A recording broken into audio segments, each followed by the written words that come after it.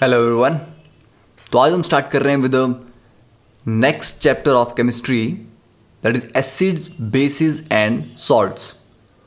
तो acid, base और salt तो डे टू डे लाइफ में आपने काफ़ी ज़्यादा सुने भी होंगे और यूज़ भी डेफिनेटली किए होंगे, ठीक है। और होपफुली आपको पता भी नहीं होगा कि जिन चीज़ों को आप यूज़ कर रहे हो उनमें एसिडिक या बेसिक प्रॉपर्टीज़ प्रेजेंट हैं, ठीक है। तो देखते हैं, ट्राई करते हैं आइडेंटिफाई करने की कि डे टू डे लाइफ में हम किन चीज़ों में एसिडिक या बेसिक कैरेक्टर को स्टडी कर सकते हैं, ठीक है। तो अभी आपके सामने ये एक फ्लावर की इमेज है। तो इस फ्लावर को देख के एसिड या बेस का क्या रिलेशन हो सकता है। देखो प्रेजेंटली यहाँ पर ये जो फ्लावर है this is having a pink colour, पर नेक्स्ट इमेज में अगर हम देखें यहाँ पे तो क्या है, यहाँ पे सेम फ्लावर, यहाँ पे पिंक है, धीरे धीरे इसका कलर ब्लूइश होता जा रहा है और जैसे जैसे राइट में जा रहे हैं यहाँ पर इसका कलर बिल्कुल ब्लू है, ठीक है। पिंक टिंज इसमें नहीं है। तो ये सेम फ्लावर है जो अलग अलग पॉट्स में रखा गया है और किसी में इसका कलर पिंक है, किसी में इसका ब्लूइश पिंक है और किस में ब्लू है। तो इस फ्लावर का जो कलर चेंज है वो किस वजह से हो रहा है, that is because of the acidity और बेसिसिटी ऑफ द सॉइल, ठीक है। कि मिट्टी में एसिडिक करेक्टर ज़्यादा है या बेसिक करेक्टर ज़्यादा है, ठीक है। तो ये एक फर्स्ट चीज़ है जो आप स्टडी कर सकते हो।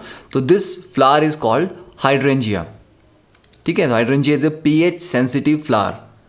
तो ये एसिडिटी या बेसिसिटी के बेस पे अपना कलर चेंज करता है, ठीक है। तो देखते हैं कि इसका कलर डिफरेंट डिफरेंट पीएच में कैसा होगा। देखो अगर अल्कलाइन सॉइल है, ठीक है, अल्कलाइन मीन्स बेसिक, तो अल्कलाइन सॉइल में इसका जो कलर है दैट इज पिंक। और अगर एसिडिक सॉइल है तो एसिडिक में इसका कलर हो जाता है ब्लू। तो आप ये भी कर सकते हो कि अगर बिल्कुल अल्कलाइन नहीं है, अल्कलाइन का मतलब क्या हुआ, pH अबव 7, ठीक है। और acidic means pH less than 7। तो अगर आपको ये भी नहीं पता कि pH क्या होता है तो ये भी हम थोड़ी देर में स्टडी करेंगे कि व्हाट इज़ pH, ठीक है। तो अभी बस ये देखो कि बेसिक होगी अगर मिट्टी, उसमें बेसिक करेक्टर ज़्यादा होगा तो फ्लावर पिंक कलर के होंगे, और अगर एसिडिक करेक्टर ज़्यादा होगा तो ब्लू कलर के होंगे। तो ये तो आ गई एक एप्लीकेशन। उसके बाद अगर आपने बेक्ड गुड्स, बेकरी में जाके आपने केक खाया होगा, ठीक है।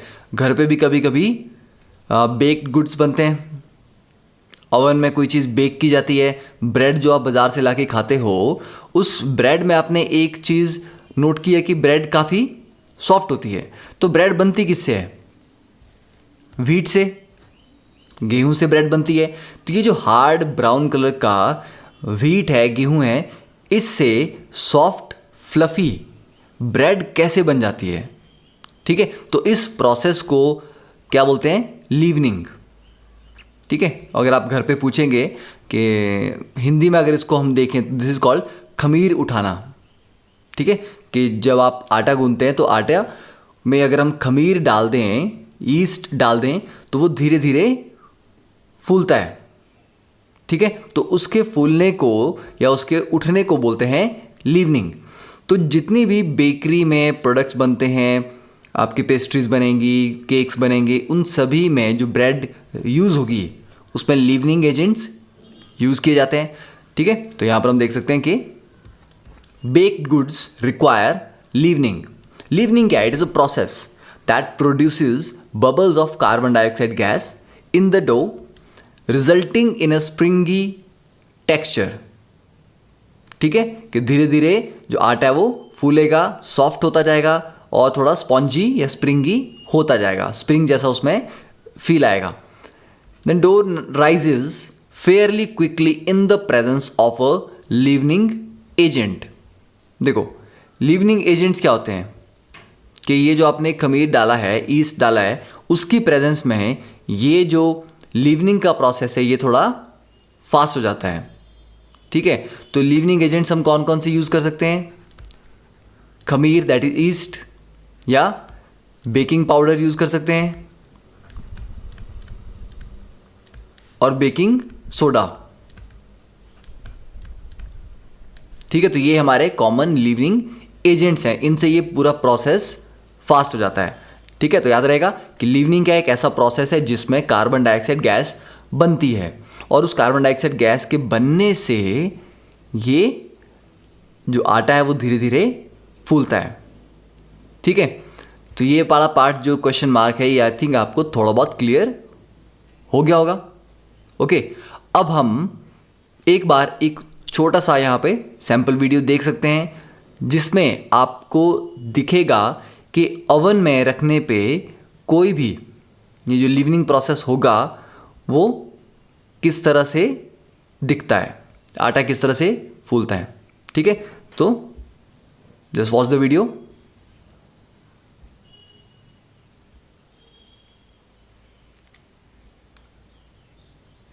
देखो यहाँ पर देख सकते हैं आपके आटा धीरे धीरे क्या हो रहा है, एक्सपैंड कर रहा है। ठीक है, ये एक फास्ट ट्रैक वीडियो है। ठीक है, इतनी जल्दी नहीं कि आपने ओवन में डाला और अभी आप 2 मिनट में आपका आटा तैयार हो गया। ठीक है, तो this is a process that takes time. तो ठीक है, but it's a fast track video, तो इससे आपको आइडिया लगेगा कि किस तरह से टेक्सचर चेंज होता है और धीरे धीरे और गर्म हो रहा है आटा, तो धीरे उससे फाइनली क्या बनेगी, ब्रेड। ठीक है, तो वीडियो देख के आई थिंक आपको क्लियर हो गया होगा कि किस तरह आटा ब्रेड में कन्वर्ट होता है, जिसको आप इस तरह से स्लाइस करके जैम लगा के खा लेते हो। ओके, अब जो लीवनिंग एजेंट्स हैं ये काम क्या करते हैं? They produce bubbles of CO2, ये तो हमने पढ़ लिया। ये जो कार्बन डाइऑक्साइड गैस के बबल्स बनते हैं ये आटे में जब अंदर बनेंगे तो उसमें ट्रैप हो जाएंगे ना। ठीक है, तो this bubbles get trapped in the dough causing it to rise, जिसकी वजह से आटा फूलता है। Then upon heating in a oven this gas bubbles expand, तो इनको ओवन में रखेंगे तो गैस हीट करने पे एक्सपैंड करती है, तो ये जो बबल्स हैं ये और एक्सपैंड करेंगे, जिसकी वजह से छोटे छोटे होल्स बन जाते हैं। तो जब भी आपने ब्रेड देखी होगी, ब्रेड का टेक्सचर कैसा होता है? ब्रेड का टेक्सचर, उसमें देखो बहुत सारे होल्स होते हैं। ठीक है, यूनिफॉर्म टेक्सचर नहीं होता। जैसे स्पॉन्ज होती है ना, काफ़ी सारे उसमें बीच में एम्प्टी स्पेसिस होते हैं, होल्स होते हैं, वैसे ब्रेड में भी काफ़ी होल्स होते हैं, तो वो इस लीवनिंग प्रोसेस की वजह से आते हैं। ठीक है, तो अब देखते हैं कि डिफरेंट प्रोसेस किस तरह से काम करते हैं। मतलब ये इसमें आप यीस्ट को भी यूज़ कर सकते हो, बेकिंग सोडा भी यूज़ कर सकते हो, तो दोनों का ही काम है कार्बन डाइऑक्साइड देना, पर दोनों ये कार्बन डाइऑक्साइड एक ही तरीके से नहीं देते। Yeast produces carbon dioxide as a by product of metabolic process. ठीक है, तो वहां पर एक मेटाबॉलिक प्रोसेस हो रहा है जिसमें कार्बन डाइऑक्साइड गैस बन रही है एज अ बाई प्रोडक्ट। पर baking soda that is NaHCO3 sodium bicarbonate या सोडियम हाइड्रोजन कार्बोनेट, ये कार्बन डाइऑक्साइड कैसे प्रोड्यूस करता है? As a result of acid base reaction. ठीक है, तो अगर आप बेकिंग सोडा यूज़ करते हैं या घर में पूछना कि कभी भी केक बनाने के लिए अगर बेकिंग सोडा यूज़ किया जा रहा है, इट मीन्स वहाँ पर एसिड बेस रिएक्शन हो रहा है। तो कौन सा एसिड बेस रिएक्शन हुआ, कैसे उसमें कार्बन डाइऑक्साइड प्रोड्यूस हुई, ये सारी प्रॉपर्टीज़ इस चैप्टर में हम स्टडी करेंगे। ओके, तो I think you can note it down now. अब देखते हैं next some common acids and bases and their household uses. ठीक है, कि डे टू डे लाइफ में आप कौन कौन से एसिड बेस यूज करते हैं। एसिटिक एसिड CH3COOH, ये विनेगर, सिरका। सिरका क्या होता है? It is a dilute acetic acid. तो सिरका कहाँ यूज़ करते हैं? अचार डालते हैं उसमें सिरका डलता है। ठीक है, चाउमीन खाते हैं आप उसमें सिरका डलता है। तो फ्लेवरिंग के लिए, स्वाद के लिए डालते हैं, एज अ प्रेजर्वेटिव डालते हैं। Then citric acid, lemon juice flavouring, तो लेमन जूस में ऑलरेडी होता है, और जो आर्टिफिशियल सिट्रिक एसिड है उसको लेमन जूस का जो कंसनट्रेट आप ला रहे हैं उसमें सारे लेमन का ही एग्जैक्ट जूस नहीं होता, उसमें सिट्रिक एसिड होता है। ठीक है, तो वो लेमन जूस का फ्लेवर आपको देगा। देन एस्कॉर्बिक एसिड, तो ये विटामिन C है। न्यूट्रिशनल सप्लीमेंट है, ठीक है। तो जो भी आप विटामिन सी ले रहे हो उसमें एस्कॉर्बिक एसिड होगा। Then aluminium salts baking powder में सोडियम हाइड्रोजन कार्बोनेट के साथ यूज़ किए जाते हैं। देन बेस की बात करें तो सोडियम हाइड्रोक्साइड, तो ओवन और ड्रेन क्लीनर्स कि आपकी बाथरूम के जो वॉश बेसिन है वो चोक कर गई है, तो ड्रेन को क्लीन करने के लिए सोडियम हाइड्रोक्साइड यूज़ करते हैं एल्यूमिनियम पाउडर के साथ, ठीक है। Then household cleaner ammonia use किया जाता है, sodium carbonate as a water softener या grease remover, then sodium hydrogen carbonate fire extinguisher या राइजिंग एजेंट या leavening agent in cake mixes, और माइल्ड एंटासिड भी है। एंटासिड मीन्स अगर आपको एसिडिटी हो जाए तो क्या लेते हो, इनो बुलबुले, मतलब एसिडिटी हो जाएगी तो हम क्या करेंगे, एसिडिटी को न्यूट्रलाइज करने के लिए कुछ बेसिक चीज़ खाएंगे ना जिसमें बेसिसिटी ज़्यादा हो, ठीक है। तो ये एक माइल्ड एंटासिड भी है क्योंकि ये बेस है, तो ये एसिडिटी को ठीक करता है, ठीक है। Then sodium phosphate cleaner for surfaces before painting और वॉल पेपरिंग, तो ये तो इंडिया में भी उतना सोफिस्टिकेटेड नहीं हुआ है पेंटिंग का काम कि पहले फॉस्फेट से वॉल्स साफ़ की जाएं, ठीक है। Next is a very very yummy diagram, तो इसमें देख सकते हैं आपके खाने का पूरा इंतज़ाम यहाँ पर किया गया है, ठीक है। चॉकलेट वालों के लिए चॉकलेट रखी है, जिनको ज़्यादा भूख लगी उनके लिए ब्रेड भी रखी है, कुकीज़ भी रखी हैं, ठीक है। तो ये गन क्या रिप्रेजेंट कर रही है कि ये सारी चीज़ें खाओगे तो हो सकता है कि एसिडिटी हो जाए, ठीक है ना। तो ये सारी चीज़ें क्या करती हैं, ये एसिडिटी करती हैं, तो इनसे आपको एसिडिटी हो जाएगी, और एसिडिटी हो गई तो उसको करेक्ट करने के लिए आप क्या करोगे, एंटासिड, ठीक है। तो एंटासिड बेसिकली क्या है, एक बेसिक सॉल्यूशन हो सकती है या एक टैबलेट हो सकती है जो बॉडी में जाके बेसिसिटी को बढ़ाए तो और एसिडिटी को न्यूट्रलाइज करे, ठीक है। तो दिस इज द एसिडिटी। अब हम बात करते हैं कि एसिड और बेस हमने पढ़ लिए क्या, नहीं। तो एसिड और बेस में हमने ये पढ़ा कि डे टू डे लाइफ में कुछ थोड़े बहुत एसिड्स कौन कौन से हम यूज़ कर रहे हैं। तो पहले ये देखते हैं कि एसिड और बेस को डिफ्रेंशिएट कैसे करेंगे, हमें कैसे पता चलेगा कि जो चीज़ हमारे हाथ में है या सामने पड़ी हुई है इसका कैरेक्टर एसिडिक है या इसका कैरेक्टर बेसिक है, ठीक है। तो डिफरेंस देख लें, difference between acids and bases. ये अब आपके लिए ये चीज़ इंपॉर्टेंट है, you have to note it down, और आपको ये याद भी रखना है, ठीक है। तो पहले हम एसिड के पॉइंट्स देखते हैं, एसिड्स और राइट साइड में बेसिस, ठीक है। इसको एक छोटा सा पार्टीशन कर लेंगे यहाँ पे। अब फर्स्ट पॉइंट की बात करें तो एसिड्स का टेस्ट कैसा होता है, सबको पता है, जूनियर क्लासेस में पढ़ा होगा, एसिड थोड़े खट्टे होते हैं, ठीक है। दे टेस्ट सॉर। और बेस का टेस्ट कैसा होता है, कड़वा होता है, ठीक है। ये मत करना जाके घर पे जाके बोलते कि चलो मेरे को एसिड दो और बेस दो, मैं टेस्ट करके देखूंगा, ठीक है। You have to just memorise. हाँ, टेस्ट कर सकते हो एक माइल्ड एसिड को, माइल्ड मीन्स काफ़ी डाइल्यूट, जैसे विनेगर है, ठीक है, सिरका खट्टा होता है, ठीक है। तो वहाँ से कंफर्म होगा कि यस एसिड्स खट्टे होते हैं। Then acids don't feel slippery, ठीक है। अगर आप हाथ में थोड़ा सा एसिड लोगे तो वो स्लिपरी फील नहीं होगा, जबकि बेसिस दे फील स्लिपरी। तो ये भी एक इजी तरीका है बेस आइडेंटिफाई करने का, ठीक है। फिर एसिड्स को बेसिकली हम आइडेंटिफाई करते हैं उनकी पीएच से। पीएच एक वैल्यू होती है जो अगर लेस देन 7 हो तो उस चीज़ को एसिड कहा जाता है, और पीएच अगर ग्रेटर देन 7 हो तो उसको बेस कहा जाता है, ठीक है। फिर एसिड्स का काम जनरली क्या होता है, नॉट ऑलवेज, ठीक है, नॉट ऑलवेज बोल रहा हूं मैं, ठीक है। They release H positive ions in water, ठीक है, पर नॉट ऑलवेज। और बेस क्या करते हैं, दे रिलीज H पॉजिटिव नहीं छोड़ेंगे, वो OH नेगेटिव आयंस देते हैं पानी में, ठीक है, पानी में डालने पे देंगे, ऐसे नहीं देंगे। और यहाँ पर भी नॉट ऑलवेज, ठीक है, सारे बेस नहीं देते। देन एसिड्स दे कोरोड मेटल्स, ठीक है, काफ़ी सारे मेटल्स हैं, काफ़ी सारे, और सारे के सारे नहीं बोल रहा मैं, काफ़ी सारे मेटल्स एसिड की प्रेजेंस में कोरोजन में हो जाता है, खराब हो जाते हैं, ठीक है, जबकि बेस डोंट कोरोड मेटल्स, ठीक है। Then 6 point, they react with metals.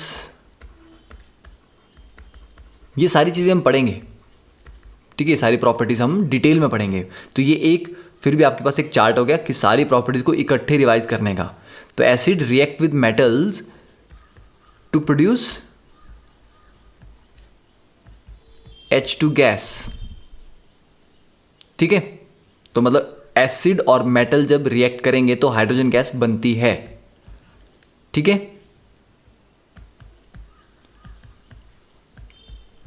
Don't react with metals, base metals के साथ रिएक्ट नहीं करते, जब रिएक्ट ही नहीं करते तो हाइड्रोजन गैस कहां से बनेगी, ठीक है। Don't react with metals to produce H2 gas. और एक बहुत ज़्यादा important point, litmus test, acids they turn litmus to red, ठीक है। और बेस क्या करते हैं, दे टर्न लिटमस ब्लू।